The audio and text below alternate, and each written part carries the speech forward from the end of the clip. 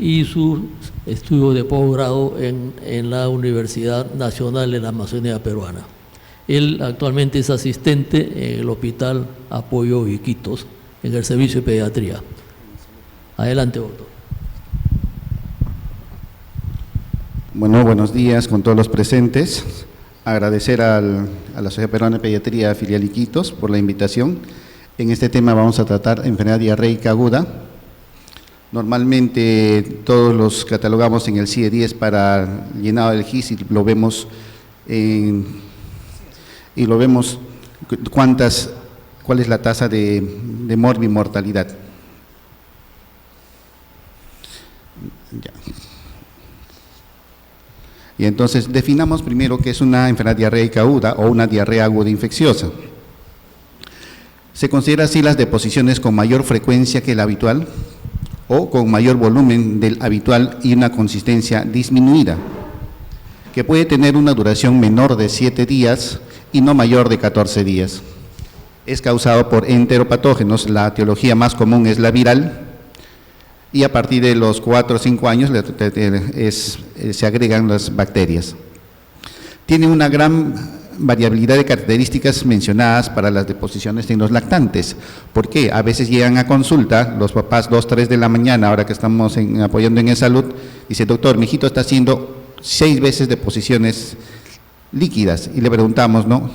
¿Es pura leche de lactancia materna? Nos dicen que sí.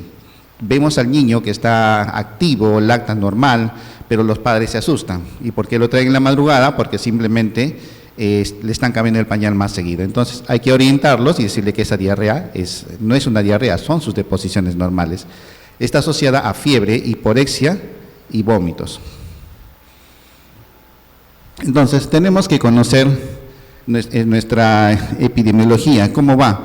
Las diarreas en los niños, como vemos, del 2019 al 2023, la mayoría se dan en mayores de 5 años, seguidos de 1 a 4 años y menores en los lactantes. Esto debemos compararlo porque es importante. Tenemos que en los años 2004 hasta el 2009, la tasa de mortalidad de defunciones por enfermedades diarreicas agudas era alta, llegaban hasta 100, 120 anuales. Ahora, pero a partir del 2017 hasta la fecha, aparentemente hay una disminución de la misma. Ahora, la tasa de pacientes que se hospitalizan por diarreas a nivel nacional es del 0.2 al 1%. El número de episodios de diarreas agudas a nivel nacional desde el 2019 al 2014 tiene un comportamiento cíclico. Tenemos que el 2019 lo traspasaríamos al 2014 y vemos que esa curva continúa. Entonces, la tasa acumulada de enfermedad diarreica aguda por departamentos, Loreto ocupa el tercer lugar con 46.5%. Entonces, ¿qué está pasando en Loreto? ¿Por qué tenemos más tasa de infecciones diarreicas que otros departamentos? Y lo que tenemos que ver es esto. Del 2019 al 2014, las tasas de defunciones a la tercera semana epidemiológica, las defunciones que en el 2019 eran 6, ahora son 10. ¿Qué está pasando? ¿Qué no estamos haciendo bien? ¿No estamos identificando? ¿Primer nivel de atención está haciendo su trabajo con las APPs o no? Este es en la región Loreto, el canal endémico, tenemos las enfermedades diarreicas registradas en el GIS del Ministerio de Salud. La zona roja es la zona de alarma, nosotros estamos por encima de eso, estamos en un nivel de epidemia. ¿A qué se debe? ¿Estamos sobrediagnosticando o es que en verdad tenemos esos casos de diarrea? ¿Y qué está haciendo el Ministerio de Salud para ello? El canal endémico de enfermedades diarreas disentéricas, lo mismo. Nos encontramos en el área de seguridad y en el área de alarma, que eso continúa. En cuanto a la etiología, tenemos que los más comunes en menores de 1 año son los virus. Tenemos el rotavirus, tenemos el adenovirus. De 1 a 4 años, el rotavirus, el adenovirus, y ahí ya se agrega los bacterianos, la Salmonella, el Campylobacter, y mayor de 5 años, el Campylobacter Salmonella E. coli. Diferentes literaturas nos señalan que la etiología es viral. Por lo tanto, si es viral, tenemos que hidratar al paciente y no recetar antibióticos, como la exposición anterior. Las infecciones bacterianas, la E. coli enteropatogénica es una transmisión fecal oral. Del Vibrio cholera, el Staphylococcus aureus, son alimentos contaminados. Y también se agregan las etiologías parasitarias. Como decían el doctor Villacorta, tenemos diarreas acuosas y diarreas con sangre. La mayoría son deposiciones que se autolimitan solas, incluso siendo las enterotoxigénicas, van a presentar una reacción inflamatoria positivos en el adenovirus, incluso relacionadas a vómitos frecuentes el primero o segundo día, pero se autolimitan. En una diarrea con sangre, la posibilidad de iniciar antibióticos o no con el síndrome urémico hemolítico va a depender del paciente. Cuántos días de enfermedad tiene, es un paciente que está desnutrido, es un paciente que tiene inmunodepresión, las características socioeconómicas de dónde provienen. Y de acuerdo a eso, podríamos iniciar antibióticos previo un coprocultivo. En cuanto a la fisiopatología de la diarrea, tenemos que los líquidos se absorben a nivel intestinal. Tenemos a nivel intestinal, de cada ribete en cepillo de las vellosidades, hay microvellosidades que van a ampliar la superficie de absorción.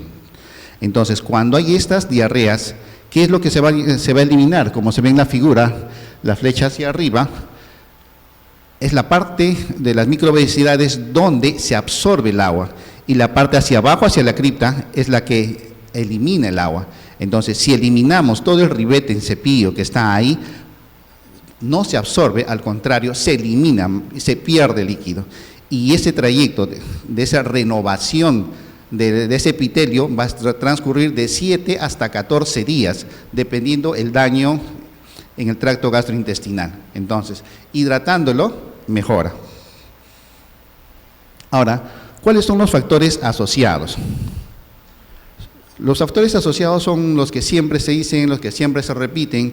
A nivel mundial, las infecciones respiratorias agudas es la primera causa de mortalidad y las diarreas son la segunda. Entonces, los factores son los mismos, factores ambientales y sociales. No tenemos saneamiento básico adecuado, menos en Loreto. Personas que viven en Belén, viven por la carretera Iquitos-Nauta, no tienen agua de desagüe, compran agua o sacan agua del pozo artesiano.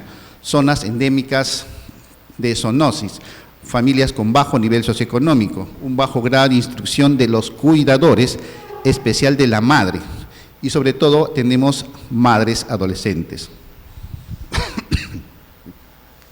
En cuanto a los estilos de vida, tenemos el consumo de agua y alimentos contaminados.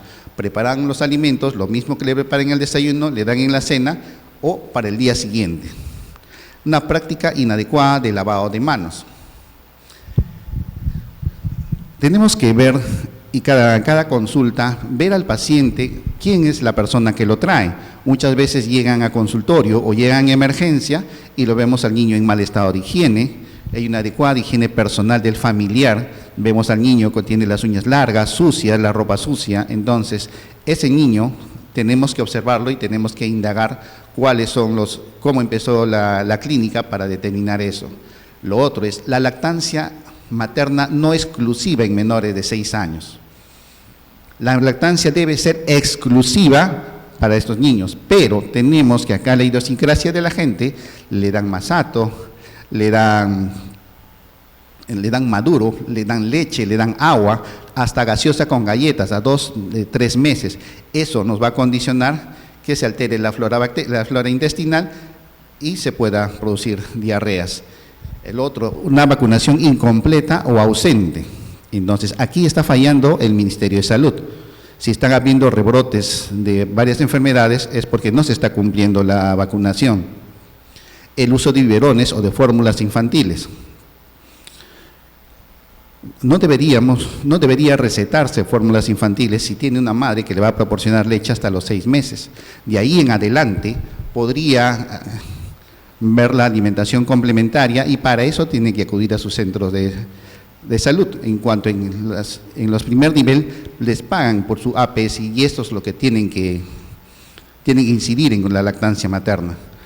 Factores relacionados a las personas, niños o niñas con desnutrición, anemia de cualquier grado o cualquier inmunodeficiencia primaria o adquirida. En cuanto a la clínica, acá tenemos que observar, como dijo el doctor Villacorte, el triángulo de evaluación pediátrica: circulación, respiración y apariencia. Ahí le he marcado con unas flechas. Si vemos a un niño que tiene mucosas orales secas, tiene ojos hundidos y una sed aumentada, tenemos que ver qué está pasando. Porque hay papás dicen, no, mi hijita tiene 2 diarreas, pero le veo ojos hundidos, tengo lengua seca, hasta que se duerme. No, ese niño se me va a complicar. O hay padres que exageran, doctor, mi hijo ha hecho 20 veces diarrea, y lo vemos al niño jugando con el celular, saltando en la camilla. Entonces tenemos que ser acuciosos, saber preguntar y entender al padre por qué está viniendo. Si viene 4 de la mañana porque su hijo está vomitando, está con diarrea y viene de Santo Tomás, no le voy a dar su suero oral para que vaya a la casa. Entonces tengo que observarlo, iniciarle un plan A en el establecimiento de 2 a 4 horas y dependiendo de lo que encuentre, se hospitaliza o le doy de alta. En el cuadro digestivo van a tener diarreas, náuseas, vómitos, fiebre, decaimiento y en algunos casos convulsiones. Cuando son menores de 6 meses tenemos las fontanelas deprimidas. Si lo vemos que tiene el llenado capilar lento, eso me indica que ese niño está deshidratado. Entonces, ¿qué debemos considerar? El trastorno del sensorio, la sed y el signo del pliegue. Si presenta estos, ese niño está deshidratado, por lo cual debemos iniciar un tratamiento. En cuanto al manejo, tenemos que manejar la deshidratación. Un plan A, en este caso es atención de pediatría ambulatoria, nos enfocaremos en un plan A y en un plan B. Manejo de la deshidratación, la antibioticoterapia. ¿Usamos antibióticos? No, señores. Deberíamos ser más cautos y ver la etiología del paciente. Como sabemos que la mayoría son virales, debemos hidratarlos.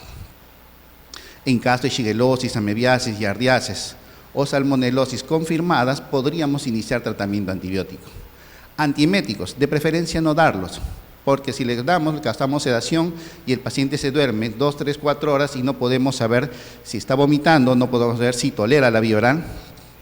El uso de probióticos, solamente hay varios en el mercado, tenemos el Lactobacillus reuteris y el otro más, que podrían ayudar, pero eso va a depender de la evaluación del médico, porque al Ministerio de Salud vienen pacientes de baja condición socioeconómica, recetarles un probiótico que te va a valer entre 50 a 80 soles, y eso puede usarle en su alimentación, yo prefiero no darle, pero hay como gente con capacidad adquisitiva que sí la podría hacer, pero solo le va a reducir de 20 a 24 horas el flujo diarreico.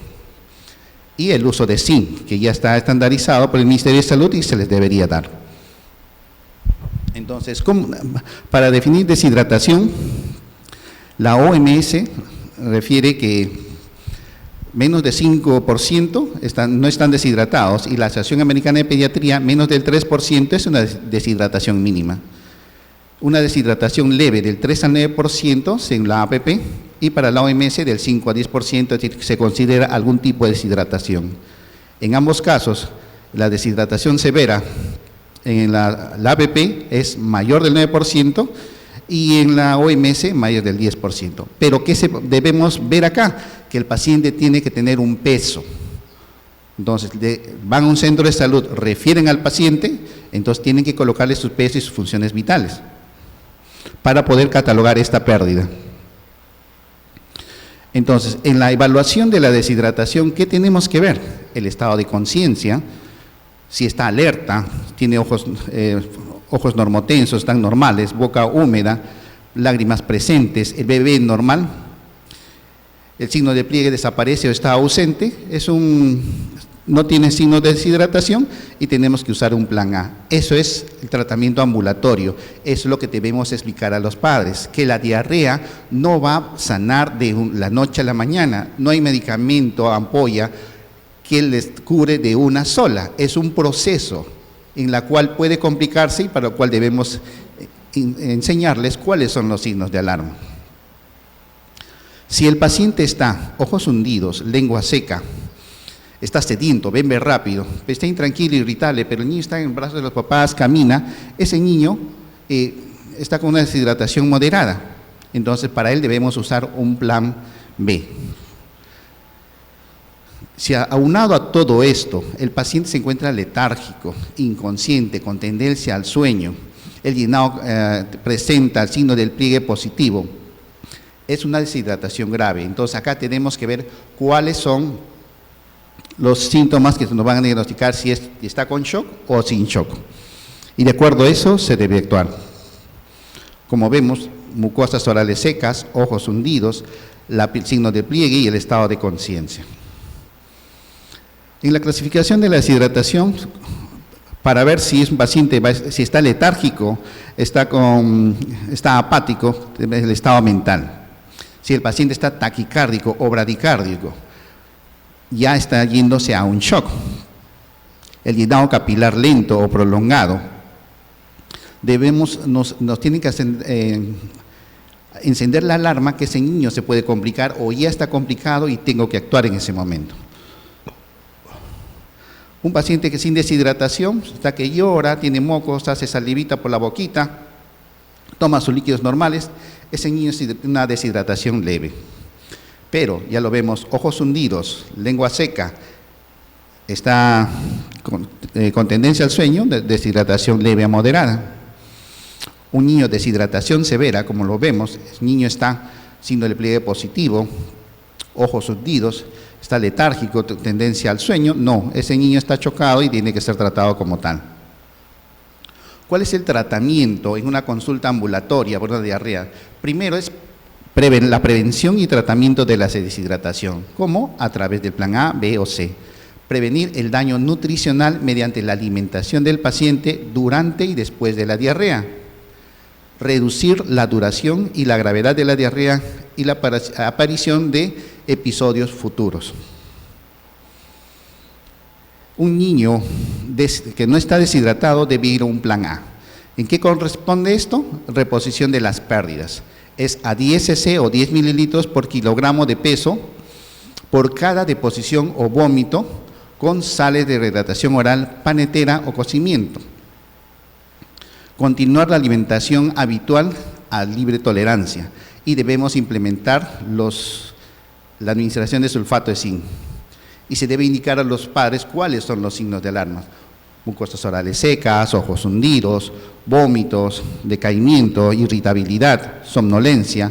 Si tiene eso, acudir a un establecimiento de salud. ¿Es lo mismo?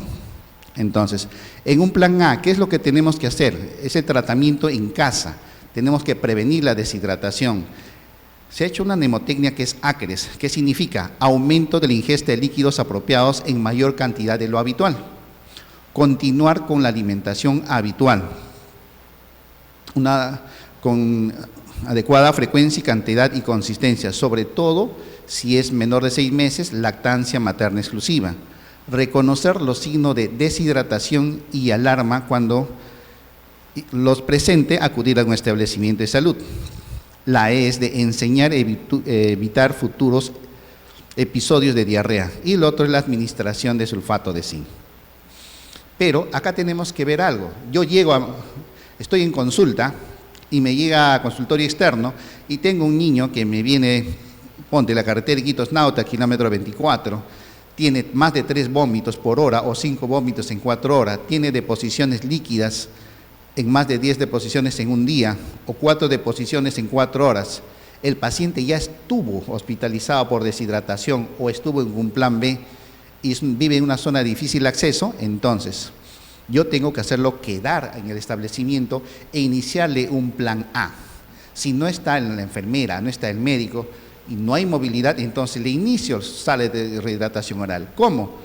Tendríamos que tener el peso. Y si no sabemos el peso, no tenemos balanza, debemos, menores de 2 años, tendría que darle de 50 a 100 mililitros o entre un cuarto de taza a media taza grande después de cada deposición diarreica. Y si fuera de 2 a 10 años, el doble, de 100 mililitros a 200 mililitros. De media taza a una taza con cada deposición. Esto deberíamos hidratarlo por lo menos 2 horas en casa.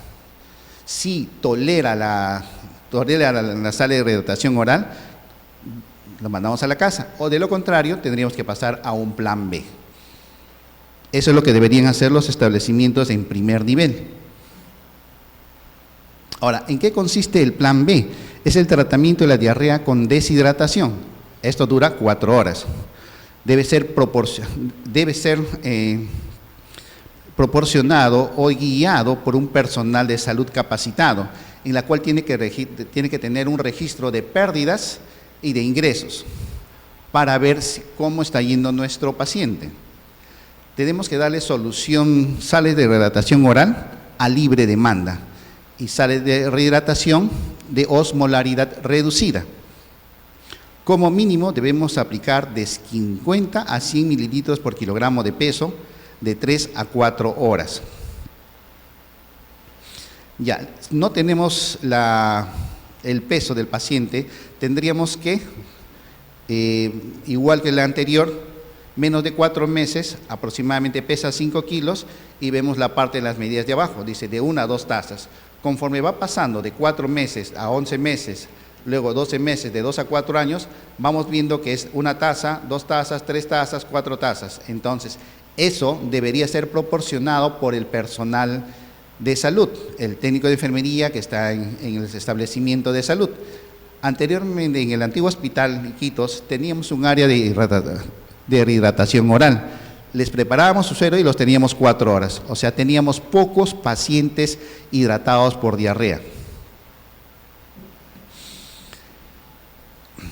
Ahora, ¿qué es lo que teníamos que hacer? Es monitorizar continuamente, manteniendo al paciente en posición sentada o semisentada. Muchas veces le tenemos ahí, el pacientito está echado y comienza a vomitar. Se distiende la barriguita y vomita. Y eso asusta a los padres, reclama al médico y el médico le manda a colocar un endovenoso, que es el Gravol.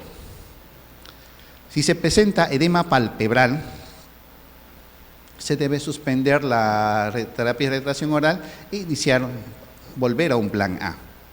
Vigilar todo este proceso en 2 horas, como máximo, hasta que haya desaparecido los signos de deshidratación.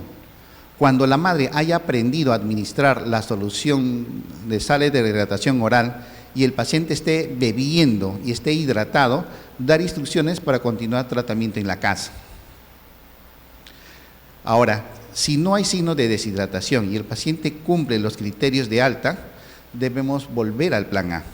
Al mismo tiempo, comenzar a ofrecerles alimentos, leches y otros líquidos de manera fraccionada y seguir examinando al paciente con frecuencia. No es que le doy su suero, lo dejo 4 horas y luego regreso en 4 horas. No, tengo que ver cómo va evolucionando mi paciente. Si continúa con signos de deshidratación, reevaluar al paciente y continuar con el plan B por 2 horas más. Pero si a pesar de eso se consideraría un fracaso de tratamiento y tendríamos que iniciar un plan C, para lo cual tendrían que referirlo o si tienen en su establecimiento, iniciar la rehidratación endovenosa. ¿Cuáles son las ventajas del tratamiento en un establecimiento de salud o en casa? El tratamiento de rehidratación oral del 90-95% de pacientes tiene resultados exitosos. Puede usarse en cualquier paciente en cualquier grado de deshidratación, excepto si tiene shock. Es barato, sencillo y cualquiera lo puede realizar. Reduce el 40-50% de las tasas de letalidad intrahospitalaria. O sea, si lo voy hidratando en casa y se va poniendo mal, me va a dar, como dice, un techo para yo poder actuar si llegan al hospital en mal estado. Reduce el 50-60% de las tasas de admisión hospitalaria por enfermedad diarreica. Es aplicable a cualquier grupo etario, ya que mejora el equilibrio hidroelectrolítico. En comparación con la endovenosa es de menor costo. Ahora, ¿cuándo está contraindicado la rehidratación oral? Cuando las pérdidas son superiores a 10 mililitros por kilogramo hora, cuando la deshidratación es más del 10%, hay alteración de la conciencia, hay alteración grave del estado general, cuando hay hilo paralítico, vómitos intensos, biliosos, porráceos, no, tiene un problema abdominal que tiene que corregirse o necesita estar en un establecimiento de mayor nivel, corregir medio interno y de acuerdo a eso hacer la interconsulta a quien corresponda. ¿Cuáles son las ventajas de dar un sales de hidratación oral de baja osmolaridad? Disminuye el volumen de las heces de un 36 a 39%. Tiene una disminución de las diarreas en un 22%. Tiene mayor ganancia de peso, menos vómitos, es la rehidratación más rápida y disminuye el 33% de la rehidratación parenteral. ¿Cuáles son los...? Cuando salió la sal de hidratación oral, tenía una osmolaridad de 311, actualmente tiene 245, y la osmolaridad en plasma es 275, 295, 300. Entonces tenemos que los sales de rehidratación oral, como el Pedialyte, más o menos cumple esos criterios, que tiene 45% de sodio y 20% de potasio. Pero ¿qué pasa? Están hidratándose a pacientes en el hospital, en el centro de salud, salen y luego regresa el papá o un familiar con su gaseosa, con su galletita o con su pulpín. Esto es de alta osmolaridad. Entonces, las bebidas hidratantes tienen una osmolaridad de 330, el jugo de manzana tiene 730, entonces ese niño va a seguir con vómitos, ese niño va a seguir con diarreas. Entonces, acá en Loreto, ¿qué es lo que tenemos? Tenemos el agua de coco, que tiene una osmolaridad de 300 milimoles en promedio y tiene más o menos 95 a 105 de sodio y tiene 25 de potasio. ¿Podríamos usar el agua de coco? Sí, señores, podría usarlo. ¿Qué más? Entonces, pero todos los jugos tienen una osmolaridad de 450, 595, el jugo de manzana 610, el exprimido envasado 737, o sea, y eso es lo que nos damos cuenta en consultorio o cuando salimos, están hidratándose, pero están tomando su suero. Entonces, eso es educación al paciente, eso es parte del médico, eso es parte de enfermería, de que se debe explicar a los padres qué es lo que no debe consumir. Y el otro es, se puede hacer el agua de arroz, en una taza de arroz, más o menos 100 gramos, 1 litro de agua hirviendo, lo hacemos cocer por 10 segundos y luego esta agua se le cuela. Se le agrega y se le completa hasta 1 litro, se le echa una pizca de sal y eso también podemos darle. Ahora, el uso de zinc en pediatría. La OMS y la UNICEF recomiendan del 10 a 20 miligramos de zinc para los niños con diarrea, ya que restaura la integridad de la mucosa, restaura la integridad enzimática del borde en cepillo de los enterocitos, promueve la producción de anticuerpos y bloquea los canales de calcio.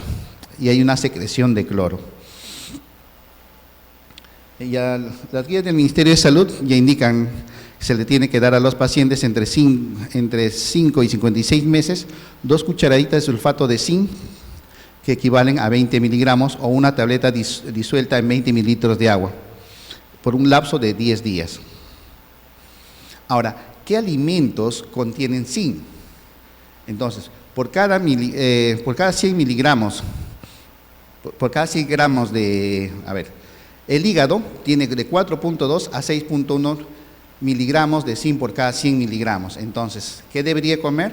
El hígado del pollo, el riñón, la carne, las carnes rojas, la carne de pollo, pero son cantidades mínimas de lo que el cuerpo necesita. Entonces, es necesario darle a los pacientes que tienen un déficit de zinc, carnes sí. Vemos los granos de arroz, los cereales, son cantidades pequeñas, pero que deberíamos darle y educar a los padres para que, en vez de comprarle vitaminas, como siempre piden, o leches que siempre piden para que suban de peso o aumenten su alimentación, que la mejor alimentación, la mejor comida, o la mejor vitamina es la vitamina O, la olla. Ahora, si encontramos un paciente que ya está en deshidratación grave, tenemos que definir si está con shock o no está con shock. Si no está con shock, el paciente está letárgico, lo encontramos, ¿cuál es el tratamiento? A 100 cc kilogramo de peso. Si es menor de 12 meses, a 30 miligramos kilogramo por hora, la primera hora, y luego a 70 miligramos por kilogramo hora en 5 horas. Y si es mayor de 12 meses, 70 miligramos en 30 minutos y 70 miligramos por kilogramo en las 2.5 horas. Entonces, si se resuelven los síntomas de gravedad en el tiempo indicado, el paciente puede pasar a la vía oral otras en menos de 4 horas, y si continúa con las diarreas, reevaluarlo para ver si se hospitaliza o qué otra acción tomar.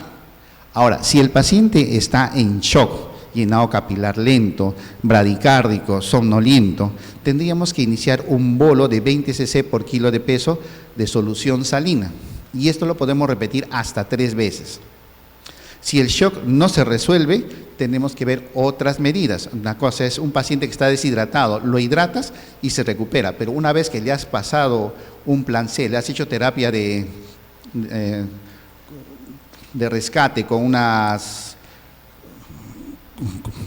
cloruro de sodio, no responde, ese paciente tiene otra cosa, debe tener un trastorno electrolítico, debe tener un trastorno asociado, en la cual debemos investigar y tenemos que referir para un hospital de mayor complejidad para su tratamiento.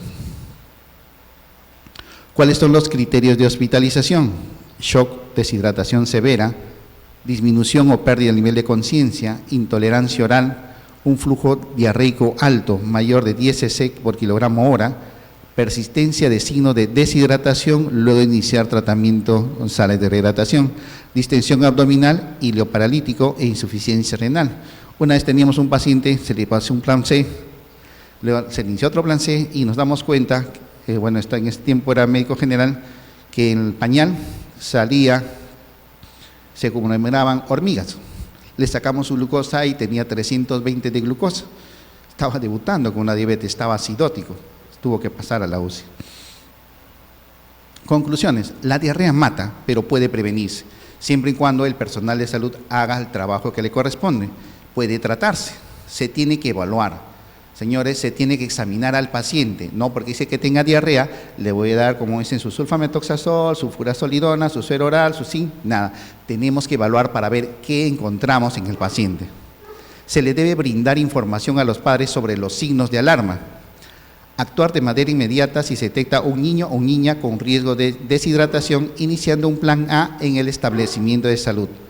De ser necesario, coordinar la referencia y sensibilizar a los cuidadores, que muchas veces son personas menores de edad o los hermanos mayores. Y lo otro que es importante es prevenir. ¿Cómo? Mediante las vacunas.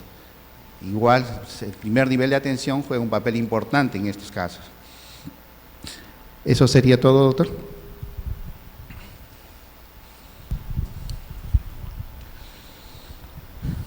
Muy bien, agradecemos al doctor Juan Barzola Guarda por su excelente exposición.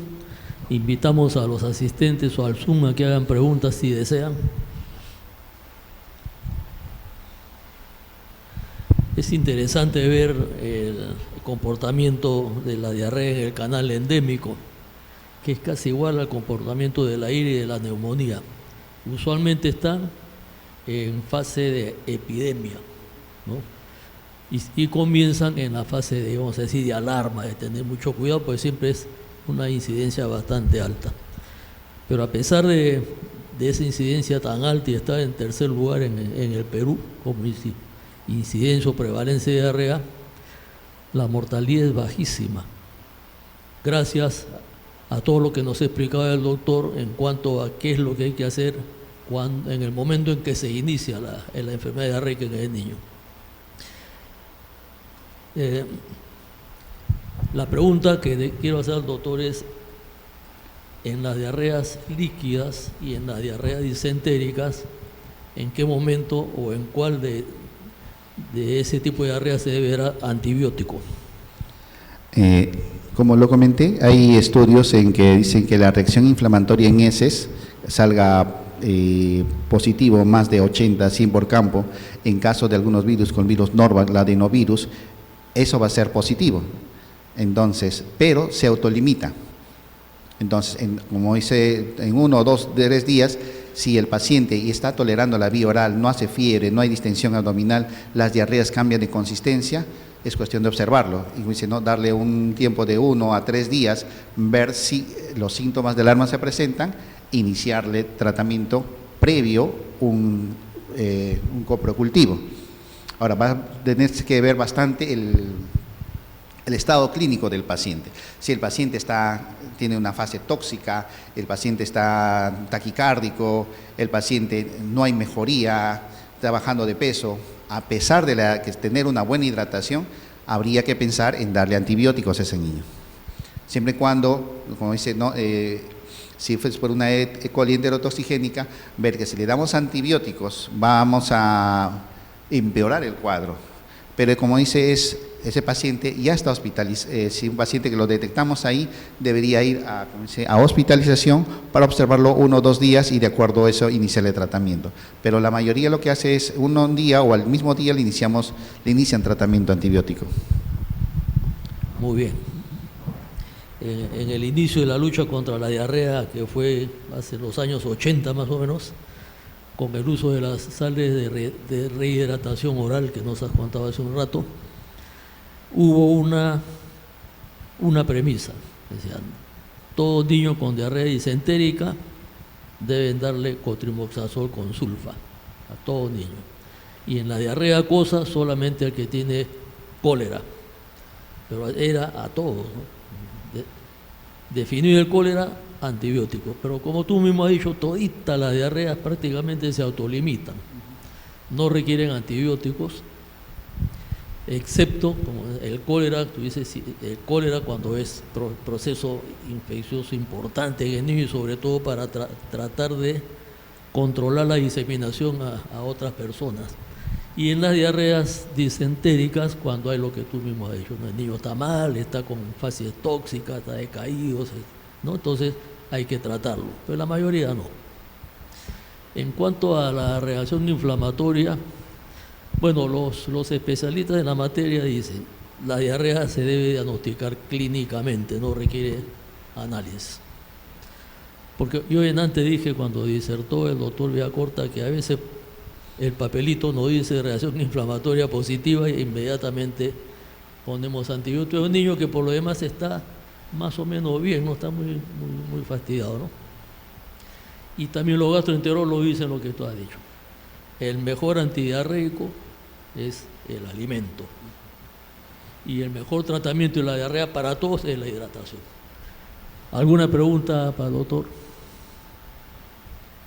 Ya, doctor, yo, por ejemplo, antes de venir, o sea, hice una consulta y como decía el doctor Villacorta, ahora la mayoría de pacientes llegan con sus análisis de laboratorio. Doctor, mi hijita está 5 días cuando está en el laboratorio y me han dicho que tiene una reacción inflamatoria positiva y tiene diarrea disentérica y se puede complicar. ¿Cuándo ha sido? Hace 5 días. Ahorita la niña está comiendo normal, caminando normal, no tiene vómito, no tiene diarrea, entonces solamente darles la información que amerita, signos de alarma, no se le indica antibióticos, su terapia de hidratación oral en caso de ser necesario y que continúe con su alimentación. Entonces va a depender también, no sé, han proliferado muchos laboratorios, muchos de los cuales no tienen una certeza de diagnóstico o no tienen una confiabilidad para cual yo me pueda afianzar en eso. Por lo tanto, siempre va a predominar la clínica. Muy bien, doctor Barzola, muy agradecido por su exposición, por haber colaborado con nosotros. Hasta luego.